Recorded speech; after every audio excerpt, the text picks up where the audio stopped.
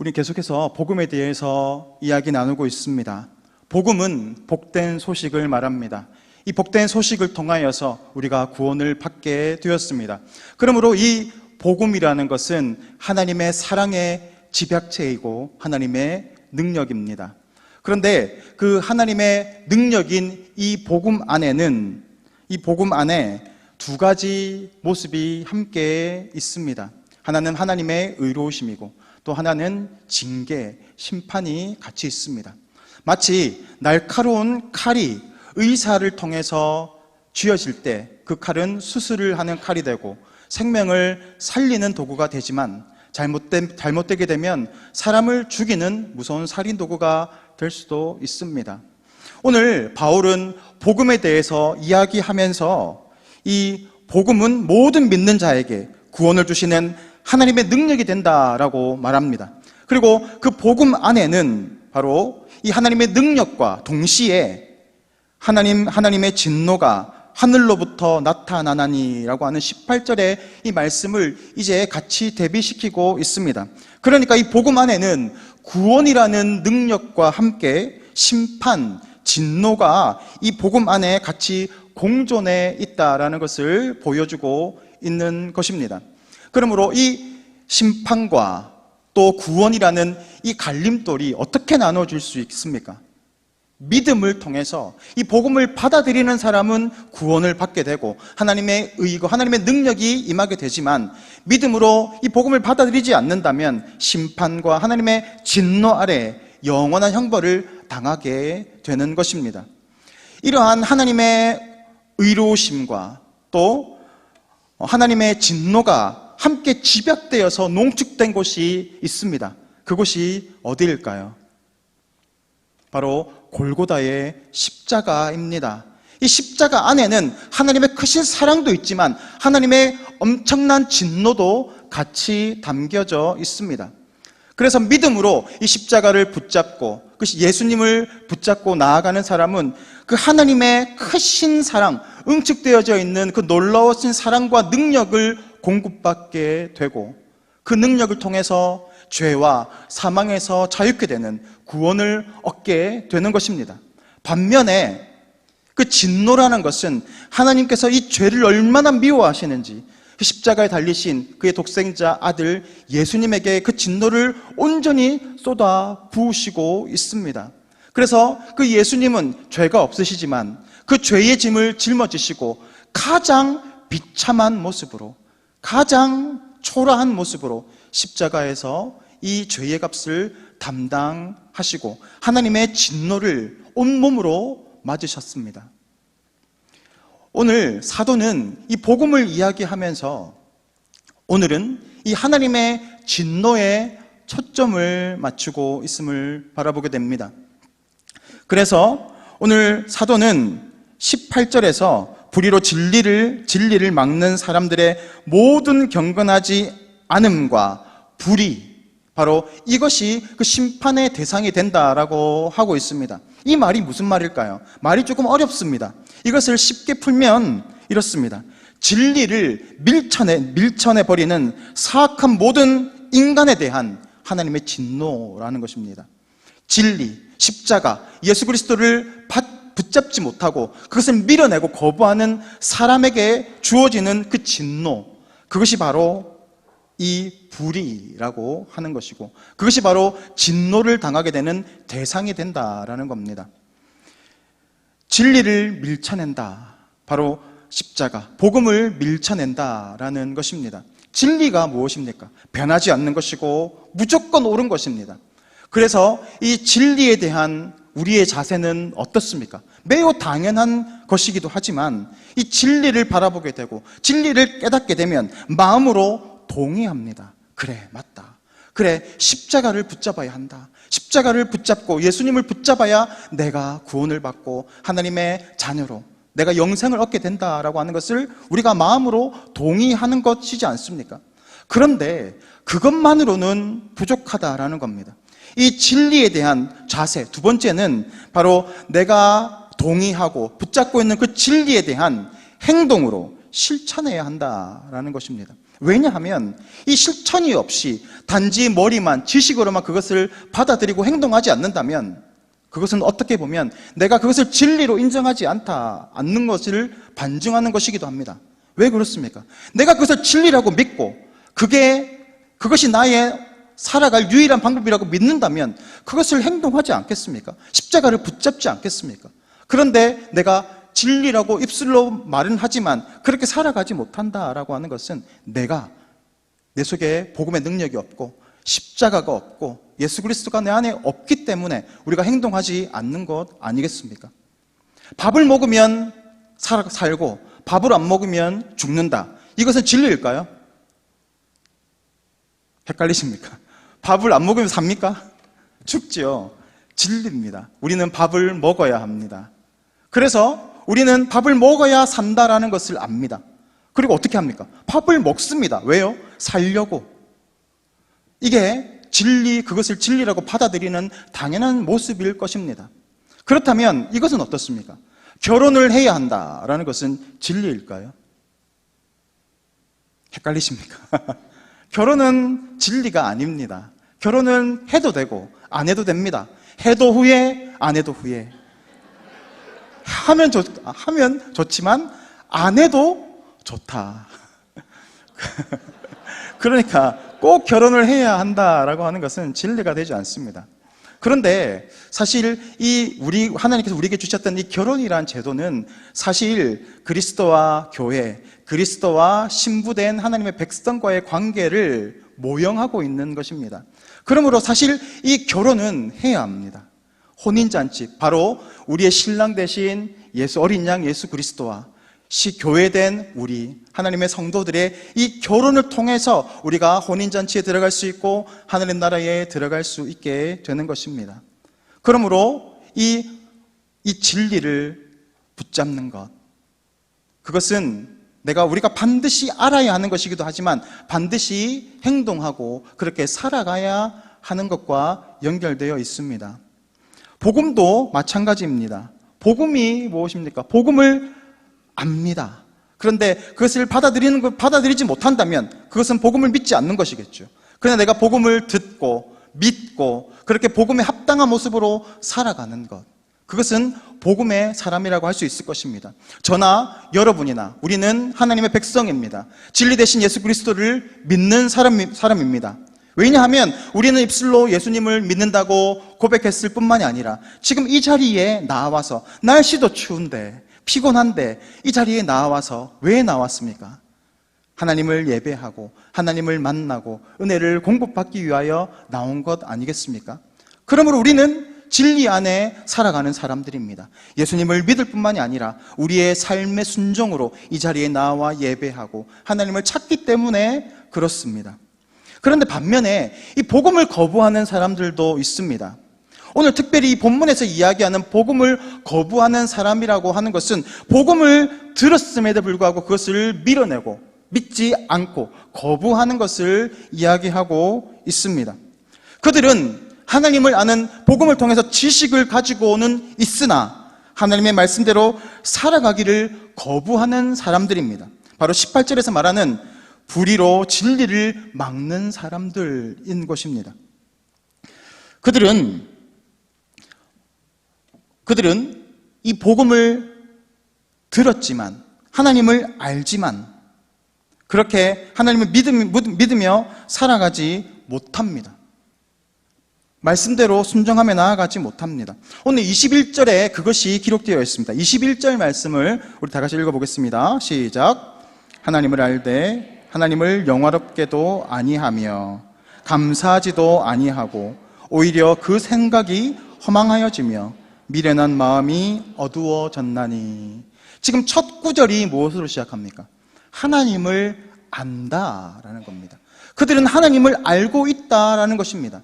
그럼에도 불구하고 이 하나님을 예배하지 못하고 섬겨내지 못하고 그 말씀대로 말씀의 통치 가운데 살아가지 못하고 오히려 그 생각이 허망하여지고 미련한 마음에 어두워져 있는 그 상태로 살아가고 있다라는 것입니다.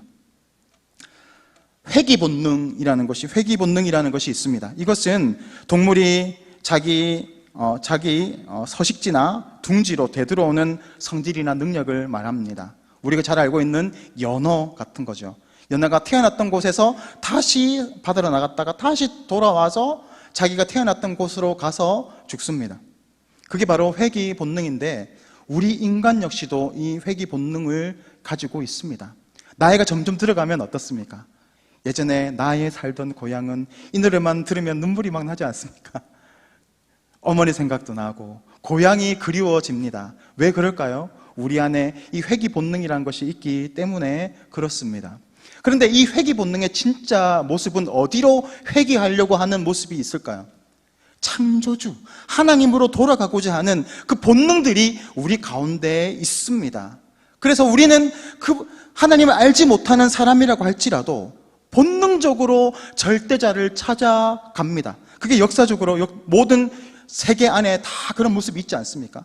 누군지는 모르지만 절대자를 향해서 빌고 그 앞에 숭배하는 그 종교성의 모든 사람에게 다 있습니다.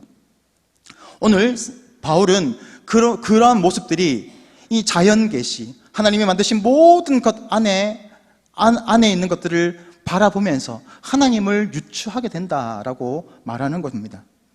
모든 사람들이 이런 종교성을 가지고 하나님을 찾습니다. 그런데 그 절대자가 누군지를 알지 못하는데 어떻게 그 절대자가 누군지 알 수 있습니까? 복음이 선포되었기 때문에 그렇습니다. 복음이 선포되니까 그 절대자가 누구이고 내가 또 어떻게 해야 그 절대자를 만날 수 있는지를 알 수 있는 유일한 방법, 바로 그 소식이 복음인 겁니다. 그래서 우리 역시도 이 복음을 통해서 그 절대자가 누구인지, 바로 그 절대자는 하나님이시고 그 하나님께 어떻게 나아갈 수 있는가, 바로 예수 그리스도를 믿는 믿음을 통해서 하나님께 나아갈 수 있다라는 것을 알게 되는 거죠. 그래서 우리는 그 복음을 듣고 하나님 앞에 나아가고 예수님을 믿고 이제 우리가 하나님의 백성이 된 것입니다. 그런데 이것을 거부하는 사람들이 있습니다.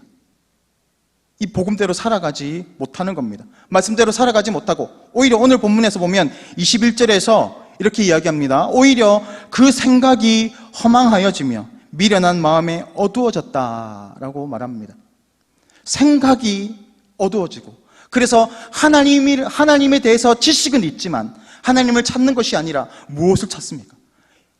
사람 모양을 만들고 새 모양을 만들고 짐승 모양을 만들어서 곤충 모양을 만들어서 그것이 하나님이라고 경배하고 그것을 섬기며 나아간다라고 하는 것입니다. 복음의 빛이 비춰졌습니다. 예수님을 믿는 믿음을 통해서 우리는 구원을 받게 되고 하나님을 만나게 되고 우리는 구원을 받게 된다라는 것을 복음을 통해서 들었습니다. 그런데 어떤 사람들은 이 복음을 들으면서도 자신의 눈을 닫고 복음의 빛이 비춰졌음에도 불구하고 그것을 받아들이지 않고 계속해서 세상의 것들, 나의 욕망을 쫓아 우상을 섬기며 나아가는 것입니다. 그것이 비단 조각품만 있겠습니까? 불상만 있겠습니까? 아니죠. 우리가 섬기는 돈, 명예, 나의 자존심, 나의 자녀들, 그것들이 모두 우리의 우상이 되기도 합니다. 왜 이 복음의 소식이 전해졌음에도 불구하고 사람들은 여전히 그 하나님을 바라보지 못하고 예수 그리스도를 믿음으로 바라보지 못할까요? 죄의 권세를 통해서 우리가 이미 오염되어 있기 때문에 그렇습니다. 그래서 아무리 복음이 들리고 아무리 전도를 해도 받아들여지지 않는 것입니다. 그렇다면 세상의 사람들과 우리는 다른 모습입니까? 우리의 모습을 돌아보십시오. 세상 사람들은 죽일 죄를 지었고 우리는 너무나 선한 사람들입니까? 세상 사람들이나 우리들이나 죄는 똑같은 모습을, 죄성을 가지고 있지 않습니까? 그렇다면 우리가 더 나은 점이 뭐가 있습니까? 그러나 하나님은 하나님의 백성을 택하셨습니다. 우리가 바로 그 주인공입니다. 우리가 잘나서 그런 것이 아니라 하나님께서 주권적으로 우리를 택하여 주시고 우리를 불쌍히 여겨주시고 우리를 사랑하여 주셔서 하나님의 자녀로 우리를 삼아 선택해 주셨습니다. 그 선택받은 우리들이 여전히 세상 사람들과 다르지 않은 모습으로 살아가고 있지만 하나님의 그 열정은, 하나님의 사랑은 우리를 결코 포기하지 않으시고 끝까지 우리를 책임지시고 하나님의 의로운 길로 우리를 인도해 가신다라는 겁니다. 그래서 오늘도 김 목사를 보내고 양 목사님을 보내고 신 목사님을 보내고 해서 계속해서 하나님의 말씀을 전하지 않습니까? 그 말씀이 전해지면 하나님이 그 마음 가운데 깨닫게 해주시는 겁니다. 아, 그렇지. 내가 다시 말씀으로 돌아가야지. 그렇지. 하나님만이 나의 유일한 도움이 되시고 나의 능력이 되신다. 그렇게 주님께 다시 돌아가는 것. 때로는 환경을 흔들기도 합니다. 어려운 상황 가운데서 우리를 밀어놓기도 합니다. 그럴 때 그래, 맞아. 하나님 나를 치시는구나. 돌아가야지. 그렇게 하나님은 우리를 내적, 외적인 모습으로 우리를 계속해서 흔드시면서 결국 하나님의 그 자리로 우리를 인도해 가신다라는 겁니다. 신앙이 좋은 한 성도님이 있었습니다. 그분이 신앙이 참 좋았는데 갑자기 큰 어려움을 당하게 되었습니다. 그랬더니 그 좋았던 신앙이 갑자기 변질되기 시작하면서 자신이 그 문제를 해결하려고 나아가기 시작합니다. 제가 전화를 하고 찾아도 가고 그러시면 안 됩니다. 이럴 때일수록 더욱더 믿음을 붙잡고 하나님을 의지해야 합니다. 기도해야 합니다. 같이 기도합시다 라고 이야기를 해도 듣지 않는 겁니다. 오늘 말씀처럼 그 생각이 허망해지고 미련한 마음이 어두워져서 예배를 끊어내고 그 시간에 돈을 벌기 위해, 문제를 해결하기 위해서 돈을 벌려고 나아갑니다. 돈을 많이 벌었습니다. 오늘 말씀처럼 그런 거죠. 22절처럼 스스로 지혜 있다 하나 어리석게 된 상태, 그런 모습으로 나아가고 있는 겁니다. 그런데 하나님께서는 그 자신의 택하신 백성을 그냥 두지 않습니다. 그렇게 하나님을 배신하고 세상 가운데서 자신의 방법대로 살아가고 있었던 그 와중에 큰 어려움을 만나게 하고 더 큰 문제를 경험하게 하면서 깨닫게 하는 겁니다. 그렇구나. 내가 지금 잘못 살았구나. 하나님이 나를 치시는구나. 깨달아지는 겁니다. 이 깨달아지는 게 뭘까요? 은혜입니다. 하나님이 나를 치시는구나. 나에게 어려움을 주시는구나. 깨닫게 해주시는구나. 그 은혜를 통해서 우리는 다시 한번 하나님의 자리로, 은혜의 자리로, 예배의 자리로 나아가게 되는 것이죠. 그런데 세상 사람들은 그렇지 않습니다. 하나님에게 택하심을 받은 사람들은 그렇지 않습니다. 그들은 하나님의 인도하심을 받지 못합니다. 하나님께서 24절 말씀을 보면 하나님께서 그들을 마음의 정욕대로 더러움에 내어버려 두셨다라고 말합니다. 한마디로 육이 되었다라는 겁니다. 너 네 마음대로 살아라. 가장 큰 심판이 뭘까요? 육입니다. 네 마음대로 살아라. 근데 그들의 모습을 보십시오. 자기 마음대로 살고 자신의 지식대로 살았더니 어떻게 됩니까? 망할까요? 아닙니다. 잘 살아갑니다. 성공하고 사람들에게 인정도 받습니다. 권력도 가지게 되고 큰 부귀 영화를 누립니다. 그런데 그게 가장 큰 심판이라는 것이 동의되십니까? 세계 역사는 세계의 심판이다라는 말이 있습니다. 이게 무슨 말일까요? 세상의 역사를 바라보십시오. 세상의 역사, 인간의 지혜, 그렇게 나아가는 인간들의 역사는 결국 나중에 하나님의 심판거리가 되는 심판의 역사, 그게 바로 세계의 심판이다라는 의미입니다. 구약 성경에서는 계속해서 여호와의 날을 경고합니다.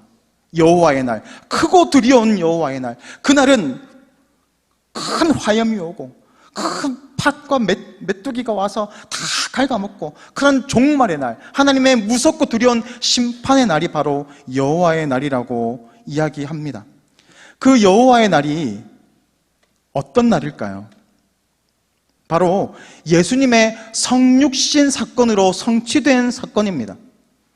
그러니까 구약에서 이야기하는 그 여호와의 날은 예수님이 이 땅에 오신 그 성육신을 가리킵니다. 근데 여러분, 예수님의 성육신을 바라봤을 때 그게 진짜 크고 두려운 날로 보이십니까? 그게 두렵고 떨리는 여호와의 강력한 그 심판의 모습으로 보이십니까? 오늘 우리가 성경을 바라보게 되면 많은 사람들이 예수님을 만납니다. 그 가운데 죄인들도 있었고 창기도 있었고 세리들도 있었고 전에 나아갈 수 없는 부정한 사람들이 있었습니다. 그런데 그 사람들이 예수님을 만나게 됩니다. 그러면서 그들의 인생이 변화되기 시작합니다. 삭개오 같은 사람들은 자신이 토색했던 것들을 다 뱉어내고 그렇게 복음에 합당한 모습으로 살아갑니다. 제자들도 예수님을 만나서 제자의 삶을 살아갑니다. 그는 예수님을 만나서 구원을 받습니다. 그런데 현실의 눈으로 바라보십시오. 그들의 모습이 이 세상적인 눈으로 봤을 때 성공한 사람의 모습일까요? 제자들을 바라보십시오. 그 제자들이 성공한 모습으로 보이십니까? 그들은 복음을 전하다가 한결같이 다 죽임을 당하고 순교당했습니다. 요한만 밤모섬에 살아남았고 그 인생도 비참하게 죽은 것처럼 보입니다. 반면에 예수님을 만났던 수많은 사람들 중에 대제사장들도 있었고 서기관들도 있었고 바리새인들도 있었습니다. 그들은 예수님을 만났지만 예수님이 메시아인지를 바라보지 못했습니다. 그것은 왜 그럴까요?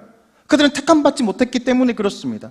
그래서 그들은 보아도 보지 못하고 들어도 깨닫지 못하는 영적 소경, 영적 기모거리의 상태, 전으로 나아갈 수 없는 영적 안전뱅이의 상태였기 때문에 그렇습니다. 그들은 회칠한 무덤이었고 징계받게 되고 하나님의 심판을 받게 되는 그런 존재입니다. 그런데 현실의 눈으로 바라보십시오. 그들은 어떤 모습으로 살아갑니까? 그들은 사람들에게 존경을 받고 힘이 있고 권세가 있고 능력이 있는 사람으로 추앙받습니다. 수많은 사람들이 그들 옆에 무리지어 다닙니다. 인간의 길과 하나님의 길, 하나님의 지혜는 너무나 다릅니다. 하나님의 지혜는 이 사람의 눈으로 바라봤을 때 너무나 어리석어 보이고 미련해 보입니다. 그러나 그 길은 생명의 길입니다. 좁아 보이는 좁은 길, 그래서 사람들이 그 길로 가지 않으려고 합니다. 반면에 이 사람의 길, 그것은 넓은 길이어서 탐스럽기도 하고 보암직도 하고 먹음직스럽기도 한 그런 넓은 길입니다. 그러니까 많은 사람들이 그 길로 나아갑니다. 그러나 어떤 길이 진짜 생명의 길일까요? 복음의 삶은 십자가의 길과 연결되어 있습니다.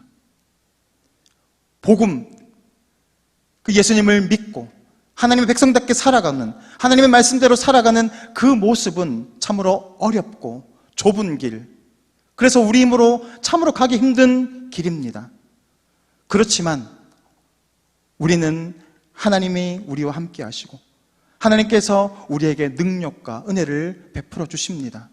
특별히 성령 충만함을 통하여서 그 좁은 길을 넉넉히 나아갈 수 있도록 우리를 인도해 가시고 결국 복음에 합당한 인생으로 우리를 인도해 가시고 마지막 날 그리스도의 신부로서 하나님의 나라에 영광스럽게 들어갈 때까지 주님은 우리를 인도해 가시고 포기하지 않으실 줄 믿습니다.